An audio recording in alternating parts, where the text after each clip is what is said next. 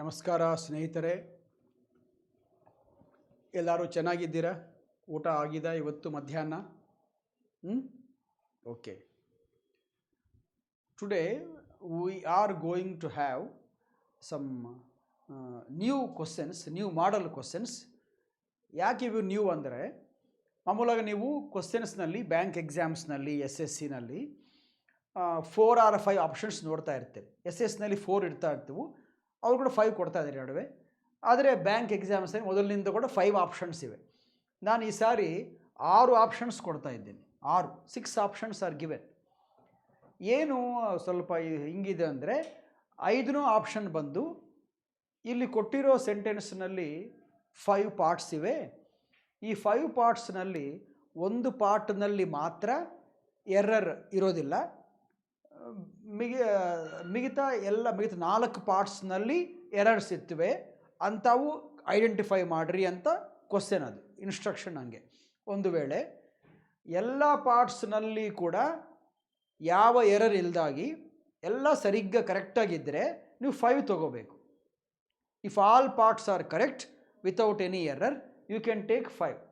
ಹಂಗಲ್ದಾಗಿ ಎಲ್ಲ ಪಾರ್ಟ್ಸ್ನಲ್ಲಿ ಎರರ್ಸ್ ಇತ್ತು ಅಂದ್ಕೊಳ್ರಿ, every part has an error or 2 ಇದ್ದರೆ, ಎಲ್ಲ 5 ಪಾರ್ಟ್ಸು ಏನಿಂದ ಈವರೆಗೂ ಎಲ್ಲ ಪಾರ್ಟ್ಸು ಎರರ್ಸ್ ಇವೆ ಅಂದರೆ ಅವಾಗ ನೀವು 6 ತೊಗೋಬೋದು. 6 ಆಪ್ಷನ್. ಯಾಕೆ 6ನೇ ಆಪ್ಷನ್ ಏನು? ನನ್ ಕರೆಕ್ಟ್ ಅಂದರೆ ಎಲ್ಲ ರಾಂಗ್ ಇವೆ ಅಂತ ಅರ್ಥ.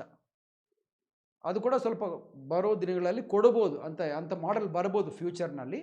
ಅದಕ್ಕೆ ಮುಂದೆ ತಯಾರಾಗಿರೋಣ ಅಂತ ನಿಮಗೆ ಅದು ಪರಿಚಯ ಮಾಡ್ತಾ ಇದ್ದೀನಿ. ಓಕೆ, ಫಸ್ಟ್ ಕ್ವಶನ್ ನೋಡ್ರಿ.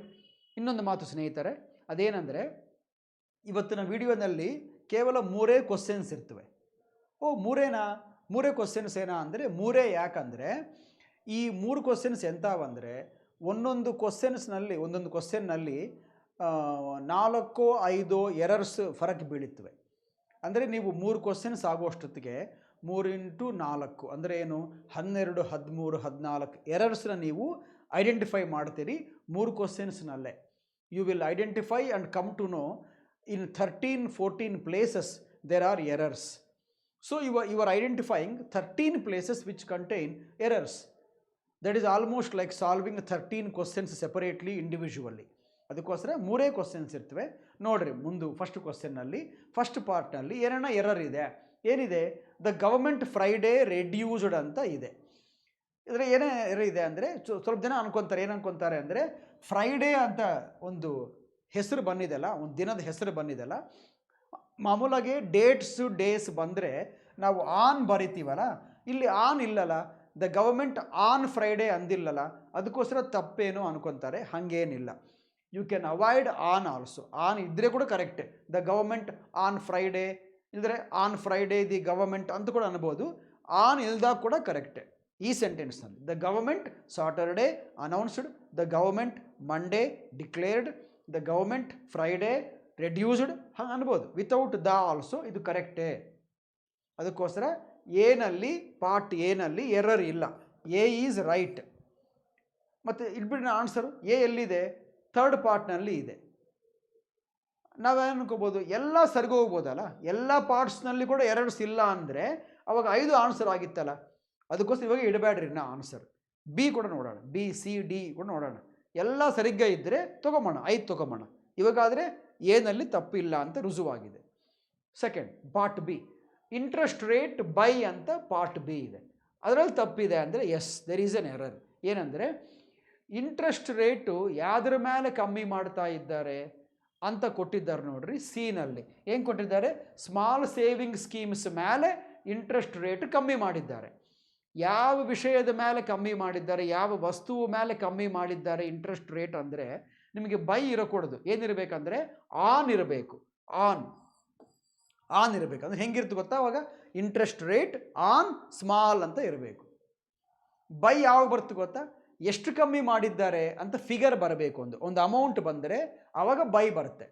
ಯಾವ ವಿಷಯದ ಮೇಲೆ, ಕಂಪ್ಯೂಟರ್ಸ್ ಮೇಲೆ ಇಲ್ಲದ್ರೆ ಇನ್ನೇನನ್ನ ಸರ್ವೀಸಸ್ ಅಂದರೆ ಎಡುಕೇಷನ್ ಮೇಲೆ, ಅಗ್ರಿಕಲ್ಚರ್ ಮೇಲೆ, ಇಂಡಸ್ಟ್ರಿ ಮೇಲೆ, ಯಾವುದ್ರ ಮೇಲೆ ಕಮ್ಮಿ ಮಾಡಿದ್ದಾರೆ ಇಂಟ್ರೆಸ್ಟ್ ರೇಟ್, ಹೋಮ್ ಲೋನ್ಸ್ ಮೇಲೆ ಕಮ್ಮಿ ಮಾಡಿದ್ದಾರಾ ಅಂತ, ಯಾವ ಟಾಪಿಕ್ ಮೇಲೆ ಕಮ್ಮಿ ಮಾಡಿದ್ದಾರೆ ಅಂತ ಬಂದರೆ ಆನ್ ಬರಬೇಕು ಇಂಟ್ರೆಸ್ಟ್ ರೇಟ್ ಬಗಲಿಗೆ. ಅದಕ್ಕೋಸ್ಕರ ಇಂಟ್ರೆಸ್ಟ್ ರೇಟ್ ಆನ್. ಓಕೆ, ಯಾವುದ್ರ ಮೇಲಂತೆ? ಸ್ಮಾಲ್ ಸೇವಿಂಗ್ ಸ್ಕೀಮ್ಸ್ ಇನ್ಕ್ಲೂಡಿಂಗ್ ಅಂಬೋದು ಸಿ ಪಾರ್ಟ್. ಇದರಲ್ಲಿ ಏನೋ ಎರರ್ ಇದೆ ಅಂದರೆ ಸಿನಲ್ಲಿ ಎರರ್ ಇಲ್ಲ ಅನ್ಕೊತೀವಿ, ಕಾಣಿಸೋದಿಲ್ಲ ಆದರೆ ಇದೆ. ಏನು ಗೊತ್ತಾ? ಸ್ಮಾಲ್ ಸೇವಿಂಗ್ ಸ್ಕೀಮ್ಸ್ ಅಲ್ಲ ಅದು, ಸೇವಿಂಗ್ಸ್ ಅಂದರೆ ಸೇವಿಂಗ್ ಬಗಲಿಗೆ ಎಸ್ ಇರಬೇಕು. ಅದರ ಹೆಸರೇ ಸೇವಿಂಗ್ಸ್ ಸ್ಕೀಮ್ಸ್. ಅವು ಸೇವಿಂಗ್ ಸ್ಕೀಮ್ಸ್ ಅಲ್ಲ, ಅದರ ಹೆಸರೇ ಸೇವಿಂಗ್ಸ್ ಸ್ಕೀಮ್ಸ್. ನೀವು ಬ್ಯಾಂಕಿಗೆ ಹೋಗಿ ಒಂದು ಅಕೌಂಟ್ ಓಪನ್ ಮಾಡ್ಬೇಕು ಅಂದ್ಕೊಂಡ್ರೆ ಅದನ್ನೇನಂತೀರಿ ನೀವು? ಸೇವಿಂಗ್ಸ್ ಬ್ಯಾಂಕ್ ಅಕೌಂಟ್ ಅಂತೀರ, ಎಸ್ ಬಿ ಅಕೌಂಟ್ ಅಂತಾರೆ ಬ್ಯಾಂಕ್ಸ್ನಲ್ಲಿ ಶಾರ್ಟಾಗಿ. ಎಸ್ ಬಿ ಅಕೌಂಟ್ ಅಂದರೆ ಸೇವಿಂಗ್ ಬ್ಯಾಂಕ್ಸ್ ಅಕೌಂಟ್ ಅಲ್ಲ, ಸೇವಿಂಗ್ಸ್ ಬ್ಯಾಂಕ್ ಅಕೌಂಟ್. ಅದಕ್ಕೋಸ್ಕರ ಇಲ್ಲಿ ಕೂಡ ಸ್ಮಾಲ್ ಸೇವಿಂಗ್ ಅಲ್ಲ, ಅದು ಸ್ಮಾಲ್ ಸೇವಿಂಗ್ಸ್ ಎಸ್ ಇರಬೇಕಾಗಿದ್ದೆ. ಅದಕ್ಕೋಸ್ಕರ ಸಿನಲ್ಲಿ ಏನಿರಬೇಕಾಗಿತ್ತು? ಸೇವಿಂಗ್ ಬಗಲಿಗೆ ಎಸ್ ಇರಬೇಕಾಗಿತ್ತು. ಅದಕ್ಕೋಸ್ಕರ ಬಿ ತಪ್ಪಾಗದಾಗೆ ಬಿ ಬೈ ಇರಕೂಡದು, ಏನಿರಬೇಕು? ಆನ್ ಇರಬೇಕು. ಸಿನಲ್ಲಿ ತಪ್ಪಿದೆ, ಯಾಕಂದರೆ ಸೇವಿಂಗ್ಸ್ಗೆ ಎಸ್ ಇರಬೇಕು, ಸೇವಿಂಗ್ಸ್ ಅಂತ ಇರಬೇಕು. ನಾನು ಸೇವಿಂಗ್ ಅಂತ ಕೊಟ್ಟಿದ್ದೀನಿ, ಆಯಿತಾ? ಸೊ ಇವಾಗ ಬಿನಲ್ಲಿ ಸಿನಲ್ಲಿ ಎರರ್ ಕಾಣಿಸಿವೆ. ಡಿ ಅನ್ನು ನೋಡೋಣ. ಡಿ ಏನಿದೆ? Including NSC and PPF for 0.1% ಅಂತ ಕೊಟ್ಟಿದ್ದೇನೆ. ಅದು ರಾಂಗ್. ಇಷ್ಟು ಮುಂಚೆ ಹೇಳಿದ್ದೀನಲ್ಲ, ಎಷ್ಟು ಕಮ್ಮಿ ಮಾಡ್ತಾ ಇದ್ದಾರೆ ಅಂತ ಏನೋ ಫಿಗರ್, ಒಂದು ನಂಬರ್ ಕೊಟ್ಟಿದ್ದರೆ ಆ ನಂಬರ್ ಹಿಂದ್ಗಡೆ ಇಷ್ಟು ಕಮ್ಮಿ ಮಾಡಿದ್ದಾರೆ, ಇಷ್ಟು ಜಾಸ್ತಿ ಮಾಡಿದ್ದಾರೆ ಅಂಬೋದಕ್ಕೆ ಪ್ರಿಪೋಸಿಷನ್ ಫಾರ್ ಅಲ್ಲ, ಬೈ ಬರಬೇಕು, ಬೈ. ಅದಕ್ಕೋಸ್ಕರ ಡಿನಲ್ಲಿ ಕೂಡ ಒಂದು ತಪ್ಪಿದೆ. ಏನಿರಬೇಕು? ಬೈ ಪ್ಲೇಸ್ ಫಾರ್ ಇರಬೇಕು, ಫಾರ್ ಇರೋ ಪ್ಲೇಸ್ನಲ್ಲಿ ಬೈ ಇರಬೇಕು. ಅಷ್ಟೇನಾ? ಇನ್ನೂ ಒಂದು ಎರರ್ ಇದೆ ಏನನ್ನ ಡಿನಲ್ಲಿ ಅಂದರೆ, ಇನ್ನೊಂದು ಎರರ್ ಇದೆ. ಇದೇನು ಗೊತ್ತಾ? ಪರ್ಸೆಂಟೇಜ್ ಅಲ್ಲ, ಇದು ಪರ್ಸೆಂಟ್ ಅಷ್ಟೇ. ಪರ್ಸೆಂಟೇಜ್ ಯೂಸ್ ಯಾಕೆ ಮಾಡಕೂಡದಂದರೆ, ಒಂದು ಅಮೌಂಟ್ ಫಿಗರ್ ಕೊಟ್ಟಿದ್ದರೆ 0.1 2.7 ಅಂತ ಏನೋ ಒಂದು ಕೊಟ್ಟಿದ್ದರೆ, ಅಮೌಂಟ್ ಫಿಗರ್ ಕೊಟ್ಟಿದ್ದರೆ ಅದ್ರ ಬಗಲಿಗೆ ಪರ್ಸೆಂಟೇಜ್ ಅನ್ಕೊಡೋದು, ಪರ್ಸೆಂಟ್ ಅಂತ ಮಾತ್ರ ಅನ್ನಬೇಕು.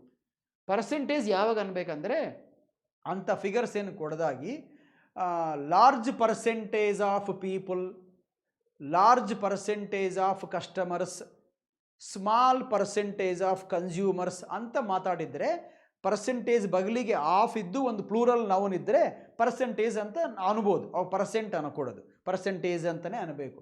ಹಂಗಲ್ದಾಗಿ ಎಕ್ಸಾಕ್ಟ್ ಫಿಗರ್ ಕೊಟ್ಟಾಗ ಆ ಫಿಗರ್ ಬಗಲಿಗೆ ಪರ್ಸೆಂಟ್ ಅಲ್ಲ, ಅದು ಪರ್ಸೆಂಟೇಜ್ ಅಲ್ಲ, ಪರ್ಸೆಂಟ್ ಅಂದರೆ ಸಾಕು. ಅದಕ್ಕೋಸ್ಕರ ಫಾರ್ ಬದಲು ಬೈ ಇಟ್ಟು NSC ಆ್ಯಂಡ್ PPF ಬೈ 0.1% ಅಂದರೆ ಸಾಕು. ಅದಕ್ಕೋಸ್ಕರ ಪರ್ಸೆಂಟ್ ಇರಬೇಕು, ಪರ್ಸೆಂಟೇಜ್ ಅಲ್ಲ. ಲಾಸ್ಟ್ ಪಾರ್ಟ್ ನೋಡೋಣ. ಫಾರ್ ಜುಲೈ ಸೆಪ್ಟೆಂಬರ್ ಕ್ವಾರ್ಟರ್ ಅಂತ ಕೊಟ್ಟಿದ್ದೇನೆ. ಇದರಲ್ಲಿ ಕ್ವಾರ್ಟರ್ ಅಂದರೆ ಏನು ಅಂದರೆ 3 ಮಂತ್ಸ್ನ ಕಲಿತು ಒಂದು ಕ್ವಾರ್ಟರ್ ಅಂತ ಅಂತಾರೆ ಫೈನಾನ್ಷಿಯಲ್ ಇಯರ್ನಲ್ಲಿ. ಒಂದು ಫಿಸ್ಕಲ್ ಇಯರ್ನಲ್ಲಿ 3 ಮಂತ್ಸ್ ಆರ್ ಕಾಲ್ಡ್ 1 ಕ್ವಾರ್ಟರ್ ಅಂತಾರೆ. ಇವಾಗ ಅದು ಜುಲೈನಲ್ಲಿ ಸ್ಟಾರ್ಟ್ ಆಗಿ ಜುಲೈ, ಆಗಸ್ಟ್, ಸೆಪ್ಟೆಂಬರ್ ಕೊನೆಗೆ ಆಗೋಗೋ ಒಂದು 3 ಮಂತ್ ಪೀರಿಯಡನ್ನ ಒಂದು ಕ್ವಾರ್ಟರ್ ಅಂತ ಅಂತಾರೆ. ಅಂಥವು ಇನ್ನೂ ಒಂದು 3 ಇರ್ತವೆ ಒಂದು ವರ್ಷದಲ್ಲಿ, 4 ಕ್ವಾರ್ಟರ್ಸ್ ಇರ್ತವೆ. 4 × 3 12 ಮಂತ್ಸ್ ಇನ್ ಎ ಇಯರ್. ಅದಕ್ಕೋಸ್ಕರ ಓಕೆ, ಅದನ್ನು ಕ್ವಾರ್ಟರ್ ಅಂತ ಅಂತಾರೆ. ಕ್ವಾರ್ಟರ್ಸ್ ಅಂದರೆ ಮನೆಗಳು, ಗೌರ್ಮೆಂಟೇ ಸರ್ಕಾರ ಸ್ವಲ್ಪ ಮನೆಗಳು ಕಟ್ಟಿ ಎಂಪ್ಲಾಯೀಸ್ ಕೊಟ್ಟಿರ್ತಾರಲ್ಲ, ಏನಂತ ಅಗ್ರಿಕಲ್ಚರ್ ಎಂಪ್ಲಾಯೀಸ್ ಎಲ್ಲ ಒಂದು ಕಡೆ, bank employees quarters, telegraph employees quarters, postal quarters, telephone quarters ಅಂದಿರ್ತವಲ್ಲ, ಸರ್ಕಾರ ನಿರ್ಮಿಸಿರ್ತವೆ, ಮನೆ ಕಟ್ಟಿರ್ತಾರೆ, ಅವ್ರು ಕೊಟ್ಟಿರ್ತಾರೆ, ಅವರು ಕೆಲಸ ಮಾಡಿರೋ ದಿನ ಆ ಮನೆಯಲ್ಲಿ ಇರ್ತಾರೆ. ಟ್ರಾನ್ಸ್ಫರ್ ಆದರೆ ಬೇರೆ ಊರಿಗೆ ಹೋದು ಬೇರೆಯವ್ರು ಬರ್ತಾರೆ ಅಲ್ಲಿಗೆ, ಅಂಥವೆಲ್ಲ ಕ್ವಾರ್ಟರ್ಸ್ ಅಂತವೆ ನಾವು, ಮನೆಗಳು.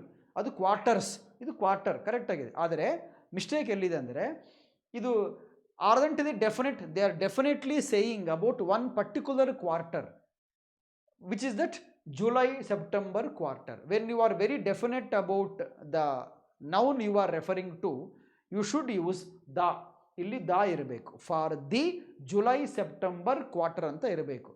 ಅವರು ಸುಮ್ಮನೆ ಹೆಸರು ಹೇಳಿದಾಗ ಹೋದರೆ ಇನ್ನೇ ಕ್ವಾರ್ಟರ್ ಅನ್ಬೋದು, ಫಾರ್ ಎ ಕ್ವಾರ್ಟರ್ ಅನ್ಬೋದು. ಆದರೆ ಹೆಸರು ಹೇಳಿದ ಮೇಲೆ when they are definite about the months also, they should use or we should use the. For the July September quarter. The ಇಲ್ಲಲ್ಲ, ಅದಕ್ಕೋಸ್ಕರ ಈ ಕೂಡ ತಪ್ಪೆ, ದಿ ಇರಬೇಕಾಗಿತ್ತು. ಇವಾಗ ನೋಡ್ರಿ, BCDE ಎಲ್ಲ ರಾಂಗ್ ಇವೆ. ರಾಂಗ್ ಇಲ್ದಿಂದ ಇರೋದು ಎ, ಅಂದರೆ ನಮ್ಮ ಆನ್ಸರ್ ಎ. ಎಲ್ಲಿದೆ? ಆಪ್ಷನ್ 3ನಲ್ಲಿ ಇದೆ. ಅದಕ್ಕೋಸ್ಕರ ಫಸ್ಟ್ ಕ್ವಶನ್ಗೆ ಆನ್ಸರು 3. ಕ್ಲಿಯರ್ ಆಗಿ ಸ್ನೇಹಿತರೆ, ನೆನಪಿಗಿಟ್ಟುಕೊಳ್ರಿ. ಇನ್ನೊಂದು ಸರ್ ಮತ್ತೆ ಕ್ವಶನ್ ವಿಡಿಯೋ ನೋಡಿರಿ, ಅದರಲ್ಲಿ ಇರುತ್ತೆ ನಿಮಗೆ ಯಾವ ಎಲ್ಲೆಲ್ಲಿ ತಪ್ಪು ಕಾಣಿಸಿತ್ತು. ಇನ್ನೊಂದು ಸರ್ ನೋಡಿರಿ. ಸೆಕೆಂಡ್ ಕ್ವಶನ್ಗೆ ನಾವು ಮೂವ್ ಆಗೋಣ. ಸೆಕೆಂಡ್ ನೋಡ್ರಿ, there was no big bang increases at the overall defence budget, but India did spend additional unbudgeted rupees 20,776 crores in emergency arms procurements on the current fiscal ಅಂತ sentence. ಏನು errors ಇವೆ, ಎಲ್ಲಿ errors ಇಲ್ಲ ಅಂದರೆ ನೋಡ್ರಿ, ಇಲ್ಲಿ was ಇದಲ್ಲ, was ಅಂದರೆ ಸಿಂಗುಲರ್, ಸಬ್ಜೆಕ್ಟ್ ಸಿಂಗುಲರ್ ಇರಬೇಕು, ಅವಾಗೆ ವಾಸ್ ಸರಿಗೋಗಿತ್ತೆ. ಸಬ್ಜೆಕ್ಟ್ ಏನಿಲ್ಲಿ ಇನ್ಕ್ರೀಸಸ್ ಅಂತ ಕೊಟ್ಟಿದ್ದೇನೆ, ಏನಿರಬೇಕು ಇನ್ಕ್ರೀಸ್ ಅಂತ ಇರಬೇಕು. ಯಾಕೆ ಇಲ್ಲಿ ವಾಸ್ ಇದಲ್ಲ, ನೀವು ಅನ್ಕೋಬೋದು ಸರ್ ಅಲ್ಲಿ ಇನ್ಕ್ರೀಸಸ್ ಅಂಬೋದು ನೌನು ಪ್ಲೂರಲ್, ನೀವು ವಾಸ್ ಅನ್ನಿದ್ದೀರಲ್ಲ ಆ ವಾಸನ ವರ್ ಮಾಡ್ಕೋಬೋದಲ್ಲ, ಅವಾಗ ಸರ್ಗೋಯ್ತು ಇನ್ಕ್ರೀಸಸ್ ವರ್ ಅನ್ಬೋದಲ್ಲ. ಕರೆಕ್ಟೇ, ನಿಮ್ಮ ಲಾಜಿಕ್ ಕರೆಕ್ಟೇ. ಆದರೆ ಸೆಂಟೆನ್ಸಲ್ಲಿ ಮುಂದಕ್ಕೆ ಹೋದರೆ ನಿಮ್ಗೆ ಏನು ಕಾಣಿಸುತ್ತೆ ಅಂದರೆ, ಈ ಸೆಂಟೆನ್ಸ್ನಲ್ಲಿ ಅವರು ಒಂದೇ ವಿಷಯನೇ ಮಾತಾಡಿರೋದು. They have talked about the increase in defence budget, ಅದು ಮಾತ್ರ ಮಾತಾಡಿದ್ದಾರೆ. ಓನ್ಲಿ ಒನ್ ಇನ್ಕ್ರೀಸ್ ಬಗ್ಗೆಗೆ ಮಾತಾಡಿದ್ದಾರೆ. ಅದಕ್ಕೋಸ್ಕರ ಒನ್ ಇನ್ಕ್ರೀಸೇ ಇದಲ್ಲ, ಅದಕ್ಕೋಸ್ಕರ ನೀವೇನಬೇಕು, ಒಂದು ಇನ್ಕ್ರೀಸ್ ಇದ್ದರೆ ವಾಸೇ ಸರಿಗೋಗುತ್ತೆ. ವಾಸನ ಚೇಂಜ್ ಮಾಡಬೇಡ್ರಿ, ಇನ್ಕ್ರೀಸಸ್ನಲ್ಲಿರೋ ಎಸ್ಸನ್ನು ತೆಗೆದು ಬಿಡ್ರಿ, ಅವಾಗ ಇನ್ಕ್ರೀಸ್ ಆಗುತ್ತೆ. There was no big bang increase. Big bang increase ಅಂದರೆ ವೆರಿ ಬಿಗ್ ಇನ್ಕ್ರೀಸ್ ಅಂತ, ಭಾಳ ಪ್ರಭಾವ ನೋಡಿಸೋ ಒಂದು ಇನ್ಕ್ರೀಸ್ನ ಬಿಗ್ ಬ್ಯಾಂಗ್ ಇನ್ಕ್ರೀಸ್ ಅಂತ ಅಂತಾರೆ. ಇವಾಗ ಯಾವುದನ್ನ ಒಂದು ಡೆಸಿಷನ್ ತೊಗೊಂಡ್ರೆ ಗವರ್ಮೆಂಟು, ಅದು ಭಾಳ ಜನಕ್ಕೆ ಇನ್ಫ್ಲೂಯೆನ್ಸ್ ಮಾಡೋಗಿದ್ದರೆ ಅದನ್ನು ಬಿಗ್ ಬ್ಯಾಂಗ್ ಡೆಸಿಷನ್ ಅಂತ ಅಂತಾರೆ. Like demonetisation decision taken on November 8, 2016 by the prime minister. ಅದನ್ನೇನಂತಾರೆ, it is a big bang decision. ಯಾಕಂದರೆ ಒಂದೇ ನಿರ್ಣಯ ಕಾರಣವಾಗಿ ಒಂದೇ ಒಂದು ಮಾತು ಹೇಳಿದ್ದಾರೆ ಅವರು, ಇವತ್ತಿನಿಂದ ಹೈ ಕರೆನ್ಸಿ ನೋಡ್ಸ್ತೀವಲ್ಲ, 500 ರೂಪಾಯಿ, 1000 ರೂಪಾಯಿ, ಅವೆರಡು ಇವತ್ತು ರಾತ್ರಿಯಿಂದ ಕೆಲಸಕ್ಕೆ ಬರೋದಿಲ್ಲ ಅಂತ ಹೇಳಿಬಿಟ್ರು. ಅದು ಎಷ್ಟು ಶಾಕಿಂಗ್ ನ್ಯೂಸ್ ಅಂದರೆ 86% ಕರೆನ್ಸಿ ದೇಶದಲ್ಲಿ ಕೆಲಸಕ್ಕೆ ಬರದಾಗ ಆಗೋಗ್ಬಿಟ್ಟಿದೆ. ಆ 500, 1000 ರೂಪಾಯಿ ನೋಟ್ಲುಗಳನ್ನು ಸ್ವಲ್ಪ ಪ್ರದೇಶದಲ್ಲಿ, ದೇಶದಲ್ಲಿ ಸ್ವಲ್ಪ ಪ್ಲೇಸಸ್ನಲ್ಲಿ ಡಸ್ಟ್ಬಿನ್ನಾಗಿ ಬಿಸಾಕಿದ್ದಾರೆ. ಸ್ವಲ್ಪ ಜನ ಕೆಲಸಕ್ಕೆ ಬರೋಲ್ಲ, ನಾವು ಪೊಟ್ಲ ಕಟ್ಕೋಬೋದು ಎರಡನ್ನ ಪಲ್ಲೀಲಿ ತಿಮ್ಮಾಕಿ, ಹಂಗಾಗ್ಬಿಟ್ಟಿದ್ವು. ಅದಕ್ಕೋಸ್ಕರ ಅಂಥ ದೊಡ್ಡ ನಿರ್ಣಯನ ನಾವು ಬಿಗ್ ಬ್ಯಾಂಗ್ ಡೆಸಿಷನ್ ಅಂತ ಅಂತೀವಿ.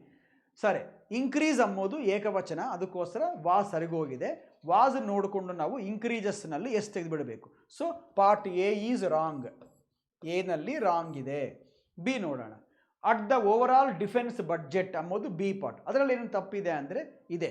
ಯಾಕಂದರೆ ಸಿಂಪಲ್ ಗ್ರಾಮರ್ ಪಾಯಿಂಟ್, ಯಾವಾಗನ್ನಾಗಲಿ ಇನ್ಕ್ರೀಸಿನ ಡಿಕ್ರೀಸಿನ ನೌನ್ನಾಗಿ ಯೂಸ್ ಮಾಡಿದ್ರೆ, ನೌನ್ ವಿಧವಾಗಿ ಯೂಸ್ ಮಾಡಿದ್ರೆ, ಇನ್ಕ್ರೀಸ್ ಬಗಲಿಗೆ ಡಿಕ್ರೀಸ್ ಬಗಲಿಗೆ ಪ್ರಿಪೋಸಿಷನ್ ಅಟ್ ಬರಕೂಡದು, ಇನ್ ಬರಬೇಕು. There is increase in crime, there is increase in essential commodities prices, there is increase in some attacks on people in America. ಹೀಗೆ ಯಾವುದ್ರಲ್ಲಿ ಇನ್ಕ್ರೀಸ್ ಆಗಿದೆ ಅನ್ಬೇಕಂದ್ರೆ ಇನ್ ಬರಬೇಕು. ಡಿಕ್ರೀಸ್ಗಾಗಲಿ ಇನ್ಕ್ರೀಸ್ಗಾಗಲಿ ಇನ್ನೇ ಬರಬೇಕು. ನಾನು ಕೊಟ್ಟಿದ್ದೇನು ಅಟ್, ಅದಕ್ಕೋಸ್ಕರ ಬಿನಲ್ಲಿ ಕೂಡ ತಪ್ಪಿದೆ. ಬಿನಲ್ಲಿ ಒಂದೇನ ತಪ್ಪು ಅಂದರೆ ಇನ್ನೊಂದು ಕೂಡ ತಪ್ಪಿದೆ. ಏನು ಗೊತ್ತಾ, ಸ್ಪೆಲ್ಲಿಂಗ್ ನೋಡಿ, ಡಿಫೆನ್ಸ್ ನೋಡಿರಿ. ಡಿಫೆನ್ಸ್ ಸ್ಪೆಲ್ಲಿಂಗ್ ನಾನು ಏನು ಬರೆದ್ದೀನಿ, DEFENSE ಅಂತ ಬರೆದ್ದೀನಿ. ಸ್ಪೆಲ್ಲಿಂಗ್ ಏನು, CE, ಅದು DEFENSE ಅಲ್ಲ, DEFENCE. 2 ಮಿಸ್ಟೇಕ್ಸ್ ಇವೆ ಬಿನಲ್ಲಿ, ನೆನಪಿಗಿಟ್ಟುಕೊಳ್ಳಿ. 2 ಮಿಸ್ಟೇಕ್ಸ್. ಸಿ ನೋಡೋಣ. ಸಿ ಏನಿದೆ, but India did spend additional unbudgeted rupees ಅಂತ ಒಂದು ಫಿಗರ್ ಕೊಟ್ಟಿದ್ದಾರೆ. ನಾನು ಬೆಳಿಗ್ಗೆ ಕ್ಲಾಸ್ನಲ್ಲಿ, ಯಾವ ಕ್ಲಾಸು 11 to 12 ಕ್ಲಾಸ್ನಲ್ಲಿ ಹೇಳಿದ್ದೇನೆ. ಏನಂತ ಅಂದರೆ, ಯಾವಾಗನ್ನ ಆಗಲಿ billion, trillion, million, Indian numbers ಆಗಿರೋ ಕ್ರೋರ್, ಲ್ಯಾಕ್, 1000, 100, ಸ್ಕೋರ್, ಡಜನ್ ಅನ್ನೋ ವರ್ಡ್ಸ್ನ ಯೂಸ್ ಮಾಡೋ ಕಾಲಕ್ಕೆ ಈ ವರ್ಡ್ಸ್ ಹಿಂದ್ಗಡೆ ಎಕ್ಸಾಕ್ಟ್ ನಂಬರ್ಸ್ ಇದ್ದರೆ, ಆವಾಗ ಈ ವರ್ಡ್ಸ್ಗೆ ನಾವು ಎಸ್ ಆ್ಯಡ್ ಮಾಡಕೂಡದು ಅಂತ ಹೇಳಿದ್ದೇನೆ. ಅದಕ್ಕೋಸ್ಕರ ಎಕ್ಸಾಕ್ಟ್ ನಂಬರ್ ಇದೆಲ್ಲ, ಬಗಲಿಗೆ ಏನಿದೆ, ಕ್ರೋರ್ಸ್ ಅಂತ ಇದೆ, ಇರಕೂಡದು, ಎಸ್ ಇರಕೂಡದು. ಕ್ರೋರ್ ಅಂದರೆ ಸಾಕು, 20,776 ಕ್ರೋರ್ ಅಂದರೆ ಸಾಕು. ಮುಂಚೆ ರುಪೀಸ್ ಹೋಗಿ RS ಅಂತ ಹೇಳಿದ್ವಿ, ರುಪೀಸ್ ಅಂತ ಹೇಳಿದ್ದೀವಿ, ಮತ್ತು ರುಪೀಸ್ ಬೇಕಿಲ್ಲ. ಇನ್ನು ಅಲ್ಲಿ ರುಪೀಸ್ ಬರೆದ ಹೋದರೆ ನಾವು ಏನು ಬರ್ಬೋದು, ಕ್ರೋರ್ ರುಪೀಸ್ ಅಂತ ಅಂದಿರ್ಬೋದು. ಮುಂದೆ ಬರ್ದಿನಿ ಅದಕ್ಕೋಸ್ಕರ ಮತ್ತು ರುಪೀಸ್ ಬೇಡ ಇನ್ನು. ಕ್ರೋರ್ ಒಂದೇ ಅಲ್ಲ, ಯಾವ ಮಿಲಿಯನ್ ತೊಗೊಳ್ರಿ, 3 ಮಿಲಿಯನ್ ಅಂತ ಅನ್ಬೇಕಾಲಿ 3 ಮಿಲಿಯನ್ಸ್ ಅಂತ ಅನ್ಕೊಡೋದು. 3 million people, 3 million rupees, $10 million, not 10 millions dollars ಅಂತ ಅನ್ಕೊಡೋದು. ಎಕ್ಸಾಕ್ಟ್ ನಂಬರ್ ಇರದಾ ಹೋದರೆ millions of dollars, billions of dollars, thousands of dollars or lakhs of rupees, crores of rupees ಅನ್ಬೋದಾಗಲಿ. ಎಕ್ಸಾಕ್ಟ್ ನಂಬರ್ ನ್ಯೂಮರಲ್ ಇದ್ದರೆ, ಎಕ್ಸಾಕ್ಟ್ ನಂಬರ್ ಫಿಗರ್ ಕೊಟ್ಟಿದ್ದರೆ ಈ ವರ್ಡ್ಸನ್ನ ಪ್ಲೂರಲ್ ಫಾರ್ಮ್ನಲ್ಲಿ ಯೂಸ್ ಮಾಡಬೇಡ್ರಿ. ಅದಕ್ಕೋಸ್ಕರ ಕ್ರೋರ್ಸ್ ಇರಕೂಡದು, ಕ್ರೋರ್ ಇರಬೇಕು. ಅಂದರೆ ಸಿನಲ್ಲಿ ಕೂಡ ತಪ್ಪಿದೆ. ಸರಿ, ಡಿ ನೋಡೋಣ. ಇನ್ ಎಮರ್ಜೆನ್ಸಿ ಆರ್ಮ್ಸ್ ಪ್ರೊಕ್ಯೂರ್ಮೆಂಟ್ಸ್ ಅಂದರೆ ಎಮರ್ಜೆನ್ಸಿ ಆರ್ಮ್ಸ್ನ ಕೊಂಡ್ಕೊಂಬೋದಕ್ಕೆ ಹಣ ಖರ್ಚು ಮಾಡಿದ್ದಾರೆ ಅಂತ ಪಾರ್ಟ್ ಡಿ ಹೇಳಿದ್ದಾರೆ ಪಾರ್ಟ್ ಡಿನಲ್ಲಿ. ಸರಿ, ಏನು ತಪ್ಪಿದೆ ಅಂದರೆ ಸ್ಪೆಂಡ್ ಅನ್ನೋ ವರ್ಬ್ ಬಂದ ಮೇಲೆ ಯಾವುದ್ರ ಮೇಲೆ ಸ್ಪೆಂಡ್ ಮಾಡಿದ್ದಾರೆ, ಯಾವ ರೀಸನ್ಗೋಸ್ಕರ ಸ್ಪೆಂಡ್ ಮಾಡಿದ್ದಾರೆ ಅಂತ ಬಂದಾಗ ಸ್ಪೆಂಡ್ ಬಗ್ಲಿಗೆ ಇನ್ನು ಬರಕೂಡದು, ಆನ್ ಬರಬೇಕು. ಇವಾಗ ನೀವು ದುಡ್ಡು ಹಣ ಖರ್ಚು ಮಾಡಿದಿರಿ, ಯಾವುದಕ್ಕೆ ಅಂದರೆ you spent money on buying few new books on English grammar. ಅದಕ್ಕೋಸ್ಕರ ದುಡ್ಡು ಖರ್ಚು ಮಾಡಿದ್ದೀರಿ. ಯಾವ ಫ್ಯಾಕ್ಟರ್, ಯಾವ ರೀಸನ್ಗೋಸ್ಕರ ದುಡ್ಡು ಖರ್ಚು ಮಾಡಿದ್ದೀರಿ ಬಂದರೆ ಸ್ಪೆಂಡ್ ಆದಮೇಲೆ ಪ್ರಿಪೋಸಿಷನು ಆನ್ ಬರಬೇಕಾಗಲಿ, ಹೀಗೆ ಇನ್ ಬರಕೂಡದು. My father spends lot of money on our education, in our education ಅಲ್ಲ, ಆನ್ ಅವರ್ ಎಡ್ಯುಕೇಷನ್. ಹಾಗೆ ಅದಕ್ಕೋಸ್ಕರ ಇನ್ನು ತಪ್ಪಿದು. ಇನ್ನೆಲ್ಲಿದೆ, ಡಿನಲ್ಲಿದೆ. ಸೊ ಡಿ ಕೂಡ ರಾಂಗೆ. ಈ ನೋಡೋಣ. ಓಕೆ, ಪ್ರೊಕ್ಯೂರ್ಮೆಂಟ್ಸ್ ಮಾಡೋಕ್ಕೆ ಹಣ ಖರ್ಚು ಮಾಡಿದ್ದಾರೆ. ಯಾವಾಗ ಮಾಡಿದ್ದಾರೆ? ಆನ್ ದ ಕರೆಂಟ್ ಫಿಸ್ಕಲ್ ಅಂತ ಕೊಟ್ಟಿದ್ದೀನಿ. ಫಿಸ್ಕಲ್ ಅಂದರೆ ಈ ಸೆಂಟೆನ್ಸ್ನಲ್ಲಿ ಅರ್ಥ ಬಂದು ಕರೆಂಟ್ ಫೈನಾನ್ಷಿಯಲ್ ಇಯರ್ ಅಂತ ಅರ್ಥ. ನಾನು ಇಯರ್ ಬರೋದಿಲ್ಲ, ಫಿಸ್ಕಲ್ ಅಂತಲೇ ಅಂತಾರೆ ಮಾಮೂಲಾಗೆ. ಮಾತಾಡೋ ಕಾಲಕ್ಕೆ ಟಿ ವಿ ಡಿಬೇಟ್ಸ್ನಲ್ಲಿ, ಪೇಪರ್ಸ್ನಲ್ಲಿ ನಾನು ಸ್ನೇಹಿತರೆ ಒಂದು ಮಾತೇನೆಂದರೆ, ನಾನು ಈ 3 ಸೆಂಟೆನ್ಸಸ್ನ ಟೈಮ್ಸ್ ಆಫ್ ಇಂಡಿಯಾ ಪೇಪರ್ನಲ್ಲಿ ಬಡ್ಜೆಟ್ ಮೇಲೆ ಯಾರೋ ಬರೆದಿರೋ ಒಂದು ಎಸ್ಸೇನಲ್ಲಿ ತೊಗೊಂಡಿದ್ದೀನಿ ಸೆಂಟೆನ್ಸಸ್ ಎಲ್ಲ. ನಾನು ಅಲ್ಲಿ ಏನಿದೆ ಅಂದರೆ ಕರೆಂಟ್ ಫಿನಾನ್ಷಿಯಲ್ ಇಯರ್ ಅಂತ ಇಲ್ಲ, ಕರೆಂಟ್ ಫಿಸ್ಕಲ್ ಅಂತ ಇದೆ. ಫಿಸ್ಕಲ್ ಅಂದರೆ ಫಿನಾನ್ಷಿಯಲ್. ಇನ್ನೊಂದು ಮಾತು ಕರೆಂಟ್ ಫಿಸ್ಕಲ್ ಅಂದರೆ ಕರೆಂಟ್ ಫಿನಾನ್ಷಿಯಲ್ ಇಯರ್ ಅಂತ ಅರ್ಥ. ಇಲ್ಲಿ ಇಯರ್ ಇದ್ದಾಗೆ, ಇಯರ್ ಬರೆದೋದ್ರು ಕೂಡ ಇಯರ್ ಇದ್ದಾಗ, ಫಿಸ್ಕಲ್ ಅಂದರೆ ಇಯರ್ ಅಂತ ಅರ್ಥ. ನೋಡ್ರಿ, ಇವಾಗ ನಾವು ಯಾವಾಗನ್ನ ಮಂತ್ ಆಗಲಿ ಇಯರ್ ಆಗಲಿ ಬಂದರೆ ಹಿಂದ್ಗಡೆ ಆನ್ ಅಂತೀವೆ, ಇನ್ ಅಂತೀವೆ, ಅಟ್ ಅಂತೀವೆ. ಇನ್ ಅನ್ನಬೇಕು. ಡೇ ಟು ಡೇ ಬಂದರೆ ಆನ್ ಅನ್ಬೋದು. ಮಂತ್ ಇಯರ್ ಬಂದರೆ, ಸೆಂಚುರಿ ಬಂದರೆ ಏನು ಅನ್ಬೇಕು ನಾವು? ಇನ್ ಅಂತ ಅನ್ಬೇಕು. ಡಿಕೇಡ್ ಅಂದರೆ 10 ವರ್ಷ ಆಗಲಿ, 100 ವರ್ಷ ಆಗಲಿ, ಆರು 1 ವರ್ಷ ಆಗಲಿ, 1 ತಿಂಗಳಾಗಲಿ ಬಂದಾಗ ಅದರ ಹಿಂದ್ಗಡೆ ನಾವು ಇನ್ ಅಂತ ಯೂಸ್ ಮಾಡಬೇಕು.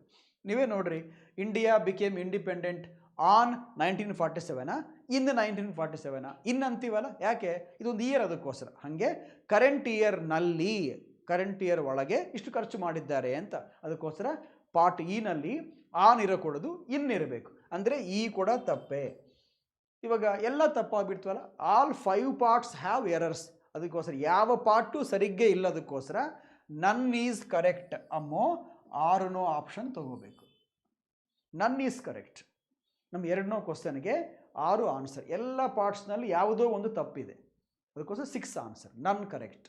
ಆಲ್ ಕರೆಕ್ಟ್ ಅಂದರೆ 5, ನನ್ ಕರೆಕ್ಟ್ ಅಂದರೆ 6 ಆಪ್ಷನ್ ಆನ್ಸರ್ ಆಗಿತ್ತು. ಅರ್ಥವಾಯ್ತಾ? ರೈಟ್. ಇವತ್ತಿಗೆ ಲಾಸ್ಟ್ ಕ್ವಶನ್ ಏನಿದು? ನೋಡಿರಿ, ಇಂಥದ್ದೇ ಮತ್ತ. The financial minister announced that her government would constitute the disputes resolution committee to ensure efficiency, transparent and accountability. ಸ್ನೇಹಿತರೆ, ಒಂದು ಮಾತು ಹೇಳ್ತೀನಿ. ಇಲ್ಲಿ ಒಂದು ಚಿಕ್ಕ ಮಿಸ್ಟೇಕ್ ಜರುಗಿದೆ. ಇದು ಬಿ ಅಲ್ಲ, ಇದನ್ನು ಇ ಅಂತ ಅನ್ಕೊಳ್ರಿ. Treat it as E. ನಾನು ಕೊಟ್ಟಿರೋ options E, C, D, A. No error, none correct. ಇಲ್ಲಿ ಫುಲ್ ಸ್ಟಾಪ್ ಕೂಡ ಇಲ್ಲ. ನನ್ ಕರೆಕ್ಟ್. NONE correct. ನೋಡ್ರಿ, ಸರಿ. ನೋಡ್ರಿ, ಇವಾಗ ಏನು ಎರರ್ಸ್ ಇವೆ ನೋಡಿ, ಚೆಕ್ ಮಾಡ್ಕೊಂಬೋಣ. ಫಸ್ಟ್ ಪಾರ್ಟ್ ಏನು? ದಿ ಫಿನಾನ್ಷಿಯಲ್ ಮಿನಿಸ್ಟರ್ ಅಂತ ಅಂತೀವಿ, ದಿ ಫಿನಾನ್ಸ್ ಮಿನಿಸ್ಟರ್ ಅಂತ ಅಂತೀವಿ. ಫಿನಾನ್ಸ್ ಮಿನಿಸ್ಟ್ರೇ ಅನ್ಬೇಕು ನಾವು, ಫಿನಾನ್ಷಿಯಲ್ ಅಲ್ಲ. ಫಿನಾನ್ಸ್ ಅಂದ್ರೇ ಆರ್ಥಿಕ ಶಾಖೆಯನ್ನು ನೋಡ್ತಾ ಇರೋ ಮಿನಿಸ್ಟರ್, ಅಮಾತ್ಯರು. ಅದಕ್ಕೋಸ್ಕರ ಫಿನಾನ್ಷಿಯಲ್ ಮ್ಯಾಟ್ರಸ್ ಅನ್ಬೋದು, ಫಿನಾನ್ಷಿಯಲ್ ಸಿಚುವೇಶನ್ ಅನ್ಬೋದು, ಫಿನಾನ್ಷಿಯಲ್ ಕಂಡೀಷನ್ ಅನ್ಬೋದಾಗಲಿ, ಫಿನಾನ್ಷಿಯಲ್ ಇಯರ್ ಅನ್ಬೋದಾಗಲಿ. ಫಿನಾನ್ಷಿಯಲ್ ಮಿನಿಸ್ಟರ್ ಅಂತ ಅನ್ಕೊಡೋದು, ಫಿನಾನ್ಸ್ ಮಿನಿಸ್ಟರ್ ಅಷ್ಟೇ. ಅದಕ್ಕೋಸ್ಕರ ಪಾರ್ಟ್ ಎನಲ್ಲಿ ತಪ್ಪಿದೆ. A is wrong. ಇರಬೇಕಾಗಿದ್ದು ಫಿನಾನ್ಸ್, ಫಿನಾನ್ಷಿಯಲ್ ಅಲ್ಲ. Second, that her government would constitute the ಅಂತ ಕೊಟ್ಟಿದ್ದಾರೆ. ದಿ ಎಂಬುದು ತಪ್ಪು. ಯಾಕಂದರೆ ಆಕೆ ಏನಂತ ಇದ್ದಾಳೆ, ನಿರ್ಮಲಾ ಸೀತಾರಾಮನ್ ಅವರು, ಅವರ ಗವರ್ನಮೆಂಟು ಒಂದು ಕಮಿಟಿನ ಕಾನ್ಸ್ಟಿಟ್ಯೂಟ್ ಮಾಡಿತ್ತೆ ಅಂತ ಪ್ರಾಮಿಸ್ ಕೊಡ್ತಾ ಇದ್ದಾಳೆ. ಇನ್ನು ಕಾನ್ಸ್ಟಿಟ್ಯೂಟ್ ಮಾಡಿಲ್ಲ, ಮಾಡ್ತೀವಿ ಅಂತ ಇದ್ದಾಳೆ. ಇನ್ನು ಮಾಡೇ ಇಲ್ಲ. ಅದಕ್ಕೋಸ್ಕರ ಇನ್ನು ಮಾಡದಿಂದ ಇರೋ ಒಂದು ಕಮಿಟಿಗೆ ನಾವು ಮುಂದೆ ದಿ ಯಾಕೆ ಯೂಸ್ ಮಾಡ್ತೀವಿ? ದಿ ಬಂದಿದೆ ಅಂದರೆ ಇವಾಗೆ ಆ ಕಮಿಟಿ ಇರಬೇಕು, ಅದರ ಬಗ್ಗೆಗೆ ಆಕೆ ಮಾತಾಡ್ತಾ ಇದ್ದರೆ ದಿ ಅಂತ ಅನ್ನಬೇಕು. ಆಕೆನೇ ಅಂತ ಇದ್ದಾಳೆ, ನಾವು ಅನೌನ್ಸ್ ಮಾಡ್ತಾ ಇದ್ದೀವಿ, ಬರೋ ಮಂತ್ಸ್ನಲ್ಲಿ ಒಂದು ಕಮಿಟಿನ ನಾವು ಏರ್ಪಾಟು ಮಾಡ್ತೀವಿ ಅಂತ ಇದ್ದಾಳೆ. ಇನ್ನು ಏರ್ಪಾಟೇ ಮಾಡಿಲ್ಲ. ಅದಕ್ಕೋಸ್ಕರ ಡೆಫಿನೆಟ್ ಆರ್ಟಿಕಲ್ ದಿ ಯೂಸ್ ಮಾಡಿಕೊಡೋದು ಎ ಅಂತ ಯೂಸ್ ಮಾಡಬೇಕು. A. So would constitute a. If you have not yet started something you can say a. If you have already started it and if you talk about it now you can use the. ಇನ್ನೂ start ಆಗಿಲ್ಲ, ಹಾಗೇ ಹೇಳ್ತಾ ಇದ್ದೀನಿ, start ಮಾಡ್ತೀವಿ ಬರೋ ವರ್ಷದಲ್ಲಿ ಅಂತ, ಬರೋ ತಿಂಗಳಲ್ಲಿ ಅಂತ. ಅದಕ್ಕೋಸ್ಕರ ದಿನ ರೀಪ್ಲೇಸ್ ಮಾಡಿರಿ, ಎ ಬರೀರಿ. ಸೊ ಬಿನಲ್ಲಿ ಕೂಡ ತಪ್ಪಿದೆ. ಸಿ ನೋಡೋಣ. ಡಿಸ್ಪ್ಯೂಟ್ಸ್ ರೆಸಲ್ಯೂಷನ್ ಕಮಿಟಿ, ಅದರಲ್ಲಿ ಏನೋ ತಪ್ಪಿದೆ ಅಂದರೆ ಇದೆ, ಕಣ್ಕೊಂಬಕ್ಕೆ ಆಗೋದಿಲ್ಲ. ಬಟ್ ಬೆಳಿಗ್ಗೆ ನೀವು ಕ್ಲಾಸ್ ಕೇಳಿದರೆ ಅರ್ಥ ಆಗಿತ್ತು ನಿಮಗೆ. ಬೆಳಿಗ್ಗೆ ಏನು ಹೇಳಿದ್ದೀನಿ ನಾನು 11 to 12 ಕ್ಲಾಸ್ನಲ್ಲಿ ಅಂದರೆ, ಯಾವಾಗನ್ನಾಗಲಿ ಒಂದು ನೌನನ್ನ ಡಿಸ್ಕ್ರೈಬ್ ಮಾಡೋದಕ್ಕೆ ಅಡ್ಜೆಕ್ಟಿವ್ ಯೂಸ್ ಮಾಡ್ತೀವಿ. Like beautiful garden, kind man, ಇಂಥ ಮ್ಯಾನ್ ನೌನು, ಗಾರ್ಡನ್ ನೌನು, ಹಿಂದ್ಗಡೆ ಅಡ್ಜೆಕ್ಟಿವ್ ಬ್ಯೂಟಿಫುಲ್ಲು, ಕೈಂಡ್ ಅಂತ ಇರ್ತೀವಿ. ಗುಡ್ ಬಾಯ್, ಗುಡ್ ಗರ್ಲ್ ಇಂಥವೆ. ಅದಕ್ಕೋಸ್ಕರ ನೌನ ಡಿಸ್ಕ್ರೈಬ್ ಮಾಡೋದಕ್ಕೆ ಅಡ್ಜೆಕ್ಟಿವ್ ಯೂಸ್ ಮಾಡಬೇಕು. ಒಂದೊಂದು ಸಾರಿ ಇನ್ನೊಂದು ನೌನ್ ತೊಗೊಂಬಂದು ಈ ನೌನ್ನ ನಾವು ಡಿಸ್ಕ್ರೈಬ್ ಮಾಡ್ತಾ ಇರ್ತೀವಿ. ಒಂದು ನೌನ್ ತೊಗೊಂಬಂದು ಈ ನೌನ್ ಹಿಂದ್ಗಡೆ ಬರೋದು, ಇದು ಯಾವ ನೌನು ಅಂತ ನಾವು ಇನ್ಫಾರ್ಮೇಷನ್ ಕೊಡ್ತೀವಿ. ಅಂಥ ಟೈಮ್ನಲ್ಲಿ ನಾವು ಯಾವ ನೌನ್ ತಂದು ಈ ನೌನ್ ಹಿಂದ್ಗಡೆ ಯೂಸ್ ಮಾಡ್ತಾ ಇದ್ದೀವೋ ಆ ನೌನ್ಗೆ ಪ್ಲೂರಲ್ ಫಾರ್ಮ್ನಲ್ಲಿ ಇರಕೂಡದು, ಅದು ಎಸ್ ಇಲ್ದಾಗಿ ಬರಿಬೇಕು. ನಾನು ಬೆಳಗ್ಗೆ ಏನು ಹೇಳಿದೆ ನಿಮಗೆ ಎಕ್ಸಾಂಪಲ್ ನಿಮ್ಮ ಕ್ಲಾಸ್ನಲ್ಲಿ ಅಂದರೆ, ವೆಜಿಟಬಲ್ಸ್ ಅಂಬೋದು ಪ್ಲೂರಲ್, ಯಾವಾಗೂ ಪ್ಲೂರಲೇ. ಆದರೆ ಅದರ ಬದಲಿಗೆ ನೀವು ಮಾರ್ಕೆಟ್ ಅಂತ ಯೂಸ್ ಮಾಡ್ತಾ ಇದ್ದರೆ, ಇಲ್ಲದ್ರೆ ಆಯಿಲ್ ಅಂತ ಯೂಸ್ ಮಾಡ್ತಾ ಇದ್ದರೆ, ವೆಜಿಟಬಲ್ ಮಾರ್ಕೆಟ್ ಅನ್ಬೇಕಾಗಲಿ, ವೆಜಿಟಬಲ್ಸ್ ಮಾರ್ಕೆಟ್ ಅನ್ಬ್ಯಾಡ್ರಿ ಅಂತ ಹೇಳಿದ್ದೀನಿ. ನಿಮಗೆ ನೆನಪು ಬಂದಿರುತ್ತೆ ಇವಾಗ. Have remembered it? ನಾನು ಏನು ಹೇಳಿದ್ದೀನಿ, ಮಾರ್ಕೆಟ್ ಅಂಬೋದು ನೌನ್. ಅದು ಏನು ಮಾರ್ಕೆಟು ಅಂದರೆ ವೆಜಿಟಬಲ್ಸ್ ಎಲ್ಲ ಮಾರೋ ಮಾರ್ಕೆಟ್. ಇಂಗ್ಲೀಷಲ್ಲಿ ಏನಂತಾರೆ, ವೆಜಿಟಬಲ್ಸ್ ಮಾರ್ಕೆಟ್ ಅನ್ನಕೊಡೋದು ಅಡ್ಜೆಕ್ಟಿವ್ ಆಗಿ ಕೆಲಸ ಮಾಡ್ತಾ ಇರೋದಕ್ಕೋಸ್ಕರ ನೌನ್ ಇದು ಅಡ್ಜೆಕ್ಟಿವ್ ಆಗಿ ಕೆಲಸ ಮಾಡ್ತಾ ಇದ್ದ ಕಾಲಕ್ಕೆ ಅಡ್ಜೆಕ್ಟಿವ್ಸ್ನಲ್ಲಿ ಅಡ್ಜೆಕ್ಟಿವ್ ಆಗದಾಗ ಈ ಸ್ಪೆಲ್ಲಿಂಗ್ನಲ್ಲಿ ಲಾಸ್ಟ್ನಲ್ಲಿ ಬರೋ ಎಸ್ನ ಡಿಲೀಟ್ ಮಾಡಬೇಕು. ಆವಾಗ ವೆಜಿಟಬಲ್ ಮಾರ್ಕೆಟ್ ಆಗುತ್ತೆ. ಅದಕ್ಕೋಸ್ಕರ ನೋಡ್ರಿ ನೀವು ವೆಜಿಟಬಲ್ ಮಾರ್ಕೆಟ್, ವೆಜಿಟಬಲ್ ಆಯಿಲ್ ಹಾಗೆ ಅಲ್ಲ ಅಂಬೋದು. ನಾವು we don't say S, vegetables oil ಅಂಬೋದಿಲ್ಲ, ವೆಜಿಟಬಲ್ಸ್ ಮಾರ್ಕೆಟ್ ಅಂಬೋದಿಲ್ಲ, ವೆಜಿಟಬಲ್ಸ್ ಪಲಾವ್ ಅಮ್ಮಲ್ಲ, ವೆಜಿಟಬಲ್ ಪಲಾವನೇ ಅಂತೀವಿ. ಅದಕ್ಕೋಸ್ಕರ ವೆಜಿಟಬಲ್ ಇದ್ದಾಗ ಇಲ್ಲಿ ಕೂಡ ಅಷ್ಟೇ, ಡಿಸ್ಪ್ಯೂಟ್ಸ್ ಅಲ್ಲ, ಡಿಸ್ಪ್ಯೂಟ್ ರೆಸಲ್ಯೂಷನ್ ಕಮಿಟಿ ಅಂತ ಇರಬೇಕು. ಎಸ್ ತೆಗಿಕೊಡೋದು, ಎಸ್ ಇದೆಲ್ಲ ಅಲ್ಲಿ ಎಸ್ ಯೂಸ್ ಮಾಡಿಕೊಡೋದು, ಎಸ್ ಡಿಲೀಟ್ ಮಾಡಿಬಿಡ್ರಿ. ಡಿಸ್ಪ್ಯೂಟ್ ರೆಸಲ್ಯೂಷನ್ ಕಮಿಟಿ ಅಂತ ಇದ್ದಿರಬೇಕು. ಅಂದರೆ ಸಿನಲ್ಲಿ ಕೂಡ ತಪ್ಪಿದೆ. Remove S from disputes, it becomes dispute resolution committee. Right. Next ನೋಡ್ರಿ, ಡಿನಲ್ಲಿ ಏನಿದೆ ಅಂದರೆ, ಡಿನಲ್ಲಿ ಯಾಕೆ ಕಮಿಟಿ ಏನು ಕೆಲಸ ಮಾಡುತ್ತೆ? ಇಟ್ ಎನ್ಶೂರ್ಸ್ ಅಂದರೆ it is to ensure and make sure efficiency ಇರಬೇಕಂತೆ. ಕಮಿಟಿ ನೋಡಬೇಕು ಎಫಿಷಿಯನ್ಸಿ ಇರೋಗೆ. ಟ್ರಾನ್ಸ್ಪರೆಂಟ್ ಅಂತ ಕೊಟ್ಟಿದ್ದೀನಿ, ಇರಕೂಡದು. ಎಫಿಷಿಯನ್ಸಿ ಏನು? ಒಂದು ನೌನ್, ಬಗಲಿಗಿರೋದು ಕೂಡ ನೌನೇ ಆಗಿರಬೇಕು. ಯಾಕಂದರೆ ಇಲ್ಲಿ ನೋಡ್ರಿ, ಎಫಿಷಿಯನ್ಸಿ ಒಂದಿದೆ, ಟ್ರಾನ್ಸ್ಪರೆಂಟ್ ಒಂದಿದೆ, ಎರಡನೋದಿದು, ಅಲ್ಲಿ ಅಕೌಂಟಬಿಲಿಟಿ ಅಂತ ಮೂರನೋದಿದೆ. ಈ ಮೂರುದ್ರನ್ನ ಯಾವುದು ಜಾಯಿನ್ ಮಾಡ್ತಾ ಇದೆ? ಅಂಡ್ ಅಂಬೋದು ಜಾಯಿನ್ ಮಾಡ್ತಾ ಇದೆ. ರೂಲ್ ಏನು? ಅಂಡ್ ಜೊತೆಗೆ ಜಾಯಿನ್ ಆಗೋ ವರ್ಡ್ಸ್ ಎಲ್ಲ ಒಂದೇ ಕ್ಯಾಟಗರಿ ವರ್ಡ್ಸ್ ಆಗಿರಬೇಕು.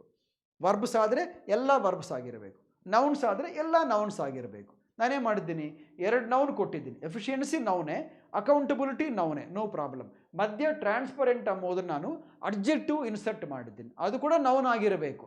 ಅದಕ್ಕೋಸ್ಕರ ಏನನ್ಬೇಕು ನೀವು? ಟ್ರಾನ್ಸ್ಪರೆಂಟ್ಗೆ ನೌನ್ ಫಾರ್ಮ್ ಏನು? ಟ್ರಾನ್ಸ್ಪರೆನ್ಸಿ ಅಂತ ಅನ್ನಬೇಕು. Hence the answer is efficiency transparency ಅಂತ ಇರಬೇಕು ಡಿನಲ್ಲಿ. ಸೊ ಡಿನಲ್ಲಿ ಕೂಡ ಎರರ್ ಇದೆ. 4 ಪಾರ್ಟ್ಸು ಎರರ್ಸ್ ಇವೆ. ಇವಾಗ ಲಾಸ್ಟ್ ಪಾರ್ಟ್ ನೋಡೋಣ. ನಾನು ಏನು ಹೇಳಿದ್ದೀನಿ, ಅಂಡ್ ಜೊತೆಗೆ ಎಲ್ಲ ಜಾಯಿನ್ ಆಗ್ತಾ ಇದ್ದರೆ ಎಲ್ಲ ಒಂದೇ ಪಾರ್ಟ್ ಆಫ್ ಸ್ಪೀಚ್ ಆಗಿರಬೇಕು ಅಂತ ಹೇಳಿದ್ದೇನೆ. ರೂಲ್ಸ್ ಕ್ಲಿಯರ್ ಆಗಿಬಿಟ್ಟಿವೆ. ಎಫಿಷಿಯನ್ಸಿ ಸರಿಗ್ಗಾನೇ ಇದೆ. ಅದು ಟ್ರಾನ್ಸ್ಪರೆಂಟ್ ಚೇಂಜ್ ಮಾಡ್ಕೊಂಡಿದ್ವಿ, ಟ್ರಾನ್ಸ್ಪರೆನ್ಸಿ ಮಾಡ್ಕೊಂಡಿದ್ವಿ, ಸರಿಗೋಗಿದೆ. ಇವಾಗ ಅಂಡ್ ಅಕೌಂಟಬಿಲಿಟಿ ಅನ್ನೋದು ನೌನೇ ಅಲ್ಲ. ಮಾಮೂಲಾಗಿ ಟಿ ವೈ ಜೊತೆಗೆ ಎಂಡ್ ಆದರೆ ಅವು ನೌನ್ಸ್ ಆಗಿರ್ತವೆ ಇಂಗ್ಲೀಷ್ನಲ್ಲಿ. ಸಿ ವೈ ಜೊತೆಗೆ, ಟಿ ವೈ ಜೊತೆಗೆ, I O N, S I O N, S S I O N ಹೀಗೆ ಎಂಡ್ ಆಗ್ತಾ ಇದ್ದರೆ ಅವು ನೌನ್ಸ್ ಆಗಿರ್ತವೆ. Ability, accountability is a noun. So efficiency ನೌನೇ, ಟ್ರಾನ್ಸ್ಪರೆನ್ಸಿ ನೌನೇ, ಅಕೌಂಟಬಿಲಿಟಿ ಕೂಡ ನೌನೇ. ಸೊ ಅದಕ್ಕೋಸ್ಕರ ಪಾರ್ಟ್ ಇನಲ್ಲಿ ಯಾವ ಎರರು ಕಾಣಿಸ್ತಾರೆ ಇಲ್ಲ. Error option E has no error. ಅದಕ್ಕೋಸ್ಕರ ನಮ್ಮ ಆನ್ಸರ್ ಬಂದು ಇನಲ್ಲಿ ಎರರ್ ಇಲ್ಲ. ಎಲ್ಲಿದೆ? ಆಪ್ಷನ್ 1ನೇ ಇ. ಅದನ್ನು ಅದು ಬಿ ಅಲ್ಲ, ಮುಂದೆ ಹೇಳಿದ್ದೀನಿ ನಾನು, ಅನ್ಕೊಳ್ರಿ ಅಂತ. ಅದಕ್ಕೋಸ್ಕರ ನಮ್ಮ ಥರ್ಡ್ ಕ್ವಶನ್ಗೆ ಆನ್ಸರ್ 1 ಅಂದರೆ ಇನಲ್ಲಿ ಮಾತ್ರ ಎರರ್ ಇಲ್ಲ, ಮಿಗದ ಎಲ್ಲ ಪಾರ್ಟ್ಸ್ನಲ್ಲಿ ಎರರ್ಸ್ ಇವೆ. Clear? So with this we have ended this class. 3 sentences, but in 3 sentences we have found some 12-13 places where we have detected errors. ಈ ವಿಡಿಯೋ ಇನ್ನೊಂದು ಸಾರಿ ನೋಡ್ರಿ. ಯಾಕೆ ದಿ ಬರಕೂಡದು, ಯಾಕೆ ಎಸ್ ಬರಕೂಡದು, ಆನ್ ಯಾಕೆ ಬರಕೂಡದು, ಯಾಕೆ ಬರಬೇಕು, ಯಾಕೆ ಬರಕೂಡದು, ಆನ್ ಯಾಕೆ ಬರಬೇಕು, ಬೈ ಯಾವಾಗ, ಆನ್ ಯಾವಾಗ, ಇಂಥವೆಲ್ಲ, ಪರ್ಸೆಂಟೇಜ್ ಯಾವಾಗ, ಪರ್ಸೆಂಟ್ ಯಾವಾಗ, ಇದೆಲ್ಲ ಹೇಳಿದ್ದೀನಲ್ಲ. ಇನ್ನೊಂದು ಸಲ ವಿಡಿಯೋನ ನೋಡ್ರಿ, ನಿಧಾನಕ್ಕೆ ಅರ್ಥ ಮಾಡ್ಕೊಳ್ರಿ, ನೆನಪಿಗೆ ಇಟ್ಕೊಳ್ರಿ. ಅದು ಎಕ್ಸಾಮ್ಸ್ನಲ್ಲಿ ಕೇಳಿದಾಗ ಅಂತ ಸರಿಗ್ಗ ತಪ್ಪುಲಿಲ್ದಾಗ ಮಾಡಿ ಮಾರ್ಕ್ ತಂದ್ಕೊಳ್ರಿ. Thanks for being very patient for all this 25 minutes. Thanks. I meet you again.